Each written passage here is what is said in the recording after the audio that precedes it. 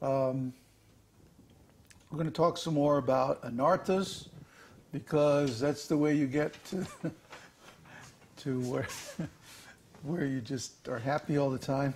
Is you get rid of your Anarthas. Get rid of your what was that? Your misfortune. That's a good way to translate Anarthas. Misfortune. Because artha is fortune.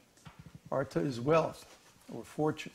And spiritual fortune, especially spiritual wealth. So if you don't have artha, you have anartha, which is misfortune. You lose everything that you got. So we've already talked about the four main kinds of anarthas. Svarupa Brahma, illusion about spiritual identity. Asat Trishna, thirst for that which is unreal. In other words, material enjoyment. Aparad, offenses. And Hridaya Daurbalya, weakness of heart. Now there's another whole class of anarthas, which are called suffering. Uta. Uta means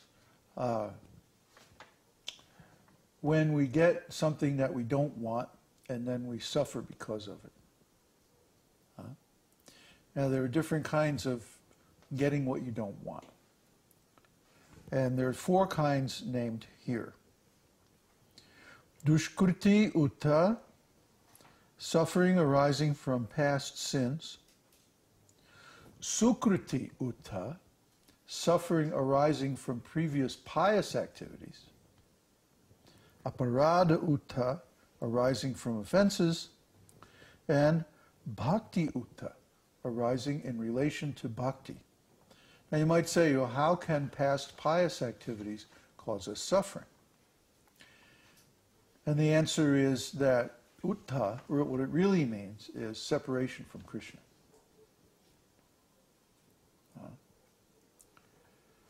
Just like Uddhava's name, Uddhava, means the association with the ultimate. And similarly, Uttha means separation from the ultimate.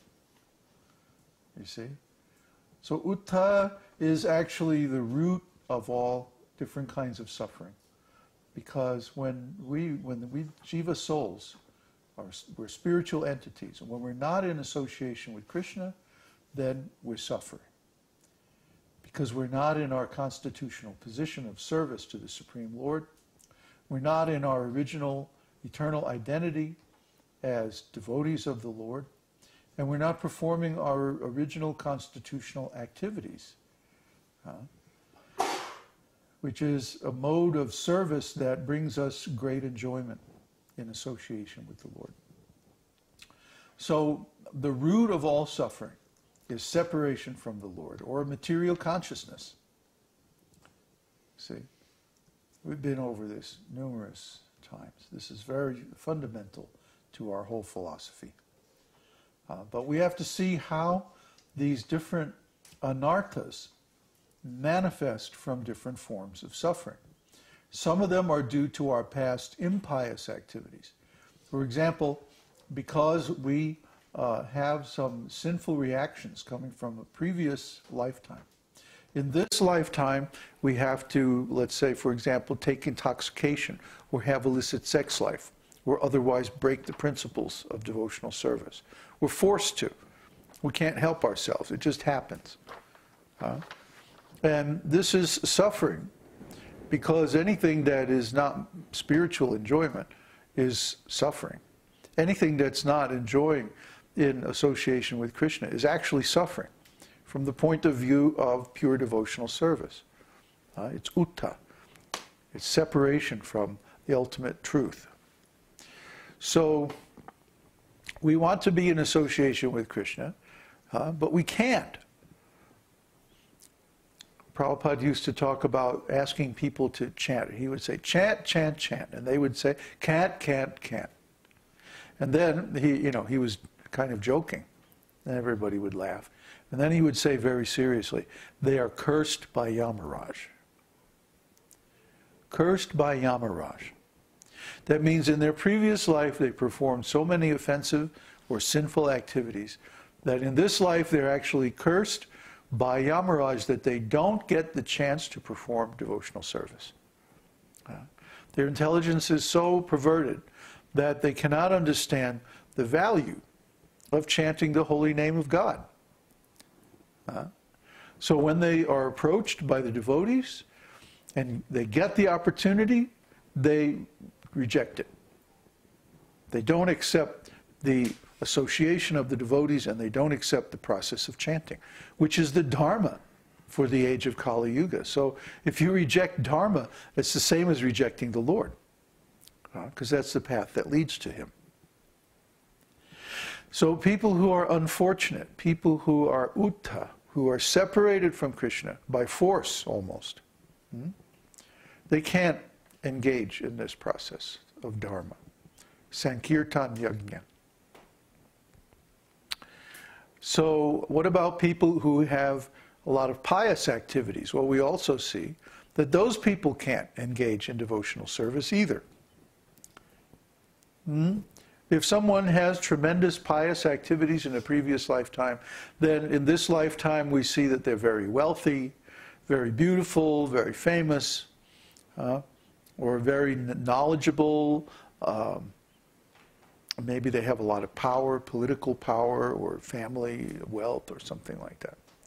And they cannot engage in devotional service either because the results of their pious activities get in the way. Now this is the opposite thing. And instead of being cursed by Yamaraj, actually they're blessed by Yamaraj. But because they're so puffed up and they're so identified with their good fortune, they can't imagine giving up part of their good fortune in devotional service activities. And so they suffer separation, just as if they were sinful. Well, try to understand. If someone is given a lot of facility and they don't engage it, that's just as bad as if someone has a lot of sinful activities and they reject. Either way, they're rejecting the opportunity for devotional service. One because they're too sinful, and the other because they're too pious. Too much material piety means usually that they go to the heavenly planets and like that. But if someone is born on this earth with that kind of background, means they have so much sense gratification, they have so much material engagement, so much material activity. It's like they don't have time. One of the famous devotees of Srila Prabhupada was the Beatle, George Harrison. And George tried to engage other stars. Mia Farrow, Donovan. Even at one time he tried to preach to, what was that guy? Robert Zimmerman? You remember Robert Zimmerman? Bob Dylan. before he renamed himself, to sound more American.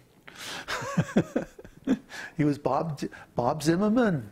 You don't know Bob? What's the matter with you? Anyway, he preached to who was that famous comedian that did the Pink Panther? You know who I mean, the British guy? Yeah, Inspector Clouseau. Peter Sellers, right. Peter Sellers was some kind of a devotee.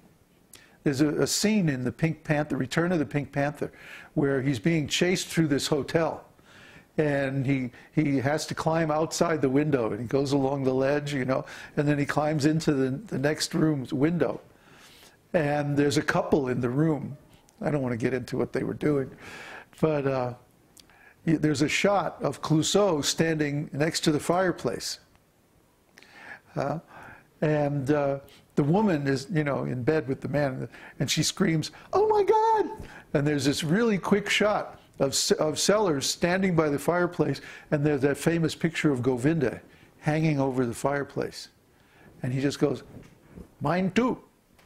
And that's it. Very quick cut, and that's all. That's the only mention of Krishna or reference to Krishna in any of his films.